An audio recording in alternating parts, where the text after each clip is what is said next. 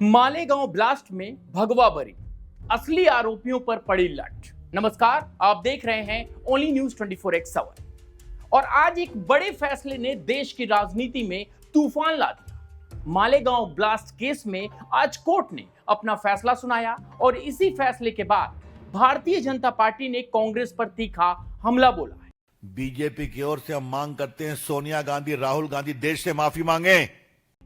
Malegaon blast case का संपूर्ण विवरण की बात करें तो ब्लास्ट की घटना 29 सितंबर 2008 को महाराष्ट्र के मालेगांव में एक मोटरसाइकिल पर बम लगाकर विस्फोट किया गया, जो एक मस्जिद के पास हुआ। इस धमाके में 6 लोग मारे गए और 100 से ज्यादा घायल हुए। विशेष एनआईए कोर्ट में कुल 7 आरोपियों पर मुकदमा चला। साध्वी प्रज्ञा सिंह ठाकुर, पूर्व बीजेपी सांसद, लेफ्टिनेंट कर्नल प्रसाद सुकांत पुरोहित, जो कि सेवानिवृत्त थे, मेजर सेवानिवृत्त रमेश उपाध्याय, अजय रहिरकर, सुधाकर चतुर्वेदी, समीर कुलकर्णी। और अगर जांच और ट्रायल की बात करें तो मामले की शुरुआत महाराष्ट्र एटीएस द्वारा की गई और 2011 में एनआईए ने जांच संभाली। मामले की शुरुआत महाराष्ट्र एटीएस द्वारा की गई और 2011 में एनआईए ने जांच संभाली। 2016 में एनआईए ने साध्वी प्रज्ञा और 3 अन्य आरोपियों को क्लीन चिट दी, लेकिन कोर्ट ने साध्वी को ट्रायल से बाहर नहीं किया। ट्रायल के दौरान 323 गवाहों में से 34 गवाह भयभीत हुए और लगभग 1389 पेज की लिखित तर्क सामग्री दाखिल की गई। अगर बात करें ट्रायल की टाइमलाइन की तो 19 अप्रैल 2025 दोनों पक्षों की अंतिम बहस समाप्त होती है। फैसला 8 मई के लिए सुरक्षित रखा गया। 8 मई 2025 भारी दस्तावेजों के कारण न्यायाधीश एके लाहोटी ने फैसला 31 जुलाई 2025 के लिए स्थगित किया। 31 जुलाई 2025 को विशेष एनआईए कोर्ट ने सभी 7 आरोपियों को निर्विरोध बरी कर दिया, यह ठहराते हुए कि कोई भरोसेमंद ठोस प्रमाण नहीं था जो दोष सिद्ध कर सके। कोर्ट ने विशेष रूप से साध्वी प्रज्ञा के पास मोटरसाइकिल का मालिकाना साबित करने वाला कोई प्रमाण नहीं पाया। यूएपीए धाराओं को भी लागू नहीं ठहराया गया क्योंकि सेक्शन आदेशों में दोष था और जांच में महत्वपूर्ण खामियां थी, जैसे कि फॉरेंसिक रिपोर्ट अधूरी या अस्पष्ट थी। 2008 में महाराष्ट्र के मालेगांव में एक भयंकर धमाका हुआ था जिसमें 6 लोगों की मौत हुई और 100 से ज्यादा लोग घायल हुए थे। उस धमाके की जांच हुई, गिरफ्तारी हुई और देश ने पहली बार भगवा आतंकवाद या सैफ्रन टेरर जैसे शब्द सुने। लेकिन आज 16 साल बाद मुंबई की एनआईए कोर्ट ने फैसला सुनाते हुए 7 में से 6 आरोपियों को बरी कर दिया। अदालत ने कहा कि पर्याप्त सबूत नहीं है। इनमें कर्नल श्रीकांत पुरोहित, साध्वी प्रज्ञा ठाकुर, सुधाकर चतुर्वेदी और अन्य लोग शामिल थे, जिनका मैंने आपको नाम बताया। कोर्ट ने कहा कि बम विस्फोट एक सुनियोजित साजिश थी, लेकिन कोर्ट ने कहा कि जो बम विस्फोट था वो एक सुनियोजित साजिश थी, लेकिन अभियोजन पक्ष यह साबित करने में असफल रहा कि बम लगाने वाले इन सभी आरोपियों से जुड़े थे। और बस इसी फैसले के बाद भारतीय जनता पार्टी हमलावर हुई। वरिष्ठ नेता रविशंकर प्रसाद ने आज प्रेस कॉन्फ्रेंस कर राहुल गांधी और कांग्रेस पार्टी पर सीधे हमला बोला। उन्होंने कहा ये वही राहुल गांधी हैं जिन्होंने अमेरिकी राजपूत से कहा था कि सैफ्रन टेरर जिहादी आतंकवाद से ज्यादा खतरनाक है। सुनिए।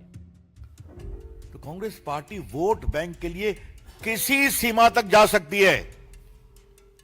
बीजेपी की ओर से हम बड़े विनम्रता लेकिन सख्ती से बोलना चाहेंगे कि कांग्रेस पार्टी ने एक झूठा षड्यंत्र किया भगवा आतंकवाद का और इसको बोलना शुरू किया और हर केस में फंसाने की कोशिश शुरू की। राहुल गांधी सच्चाई से भागते क्यों हैं आप? बोलिए, आप ही ने कहा था ना। तो आज जो कि Hindu terror is more deadly than Pakistani terror और लश्कर तैयबा, तो आप जवाब नहीं देंगे? बीजेपी की ओर से हम मांग करते हैं सोनिया गांधी, राहुल गांधी देश से माफी मांगे। 2009 में वीकलीक्स के एक खुलासे में यह दावा सामने आया था जिसमें राहुल गांधी की उस वक्त अमेरिकी राजदूत टिमोथी रोमर से बातचीत का जिक्र था। बीजेपी का आरोप है कि उस एक बयान ने देश की सुरक्षा एजेंसियों को दिशा से भटका दिया और एक खास विचारधारा को बदनाम किया गया। बीजेपी ने सिर्फ राहुल गांधी को ही नहीं बल्कि उस वक्त की यूपीए सरकार को भी कटघरे में खड़ा किया है। सवाल किया जा रहा है, क्या देश से माफी मांगे सोनिया गांधी? क्या कांग्रेस को यह स्वीकार करना चाहिए कि उसने एक विचारधारा को निशाना बनाया? क्या भगवा आतंकवाद एक राजनीतिक नैरेटिव था? अब सवाल बड़ा है, जब अदालत ने यह कह दिया कि पर्याप्त सबूत नहीं है, तो क्या कांग्रेस को माफी मांगनी चाहिए? क्या राहुल गांधी को अपने शब्द वापस लेने चाहिए, या फिर यह पूरा मामला सिर्फ राजनीति का मोहरा बन गया था? जवाब आपको भी तय करना है, लेकिन सवाल देश के मन में है। आप क्या सोचते हैं? क्या बीजेपी की माफी की मांग जायज है? कमेंट्स करिए, हमारे चैनल को सब्सक्राइब करना ना भूलें ताकि आपको मिले हर बड़ी खबर की पूरी सच्चाई। ओनली न्यूज़ 24x7 बहुत स्पष्टता के साथ यह कहना चाहता है कि इस खबर को हम बहुत ही बारीकी से देख रहे हैं और सवाल वही कि कांग्रेस की सरकारों ने इतने सारे कुकर्म अगर किए तो उसके पीछे जिम्मेदार कौन था?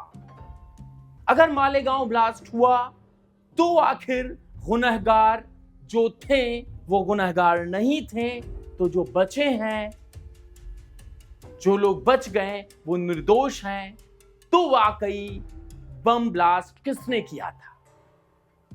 जब बात फॉरेंसिक की होती है, कोर्ट कहता है कि फॉरेंसिक रिपोर्ट पूर्ण रूप से गलत थी या अधूरी थी, यानी कि उस समय की सरकार ने क्या लापरवाही की या जानबूझकर लापरवाही की गई?